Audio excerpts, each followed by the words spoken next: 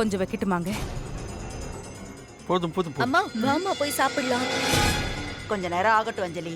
உனக்கு காஃபி வேணுமா? நான் போட்டு தரேன். சரி, நான் உன் கூடயே சாப்பிட்டுக்கிறேன். சரி. நீ காஃபியை போடு. அஞ்சலி, நீங்க 2 பேரும் வந்துட்டீங்க. தனம் எங்க? ஆமா, எங்க அவங்க? அஞ்சலி, அந்த பொண்ணுக்கு ஒன்றும் பிரச்சனை இல்லையே? என் பொண்ணுக்கு ஒண்ணுனா கூட நீங்க எல்லாரும் இந்த அளவுக்கு பதட்டப்பட மாட்டீங்க போல இருக்கே. தனம் என்ன பெரிய சீஃப் கெஸ்டா? தனம் தலையில பாட்டில போட்டது அஞ்சலி. அதுக்கு பரிகாரமா தானே அவளுக்கு உதவி பண்றீங்க. என்னமோ எந்த எதிர்பார்ப்பும் இல்லாம உதவி பண்ற மாதிரி எதுக்கு இவ்ளோ திமிரு? திமிரு உங்களுக்கு தான் பேச்சியம்மா. நான் நார்மலா தான் இருக்கேன். நீங்க தான் எதேச்சியா தனம் தலையில விழுந்த பாட்டிலுக்கு கூட அஞ்சலிய குற்றவாளி ஆக்குறீங்க. இது என்ன கொலை முயற்சியா? ஒரு ஆக்சிடென்ட், தட்ஸ் ஆல்.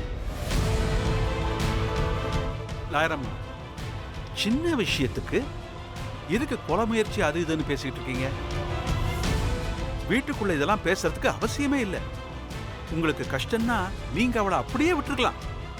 அதைத்தான் பேச்சு சொல்றா. ஏன் அங்கிள் நீங்களும் அவங்க பக்கம் பேசுறீங்க? ஆண்டி கேக்குறது தப்பு தானே?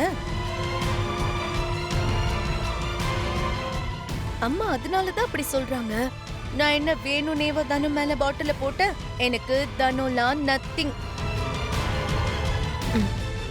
தோ தனமே வந்துட்டா, போய் கேட்டுக்கோங்க. தனு, ஏதோ சொல்லணும்னு சொன்னியே, தோ இப்ப கண்டினியூ பண்ணு. அவ கிடக்குறா. நீ எப்படிமா இருக்க? வலி இருக்கா? டாக்டர் கிட்ட போலாமா தானோ? ஏதாவது சாப்பிடுவா? இருக்கட்டும்மா, எனக்கு இப்ப பரவாயில்ல. லேசா தலை பாரமா தான் இருக்கு.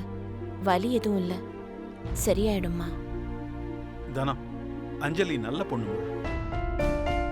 தெரியாம ஏதோ நடந்திருக்கு. நீ எதையும் மனசுல வச்சுக்காத. டாக்டர் பார்க்க காசு விடுனா வாங்கிக்கமா. இல்லைங்கய்யா, அதுக்கு அவசியப்படாது. ஆனா ஒரு விஷயம் மட்டும் நான் சொல்லணும்னு நினைக்கிறேன்.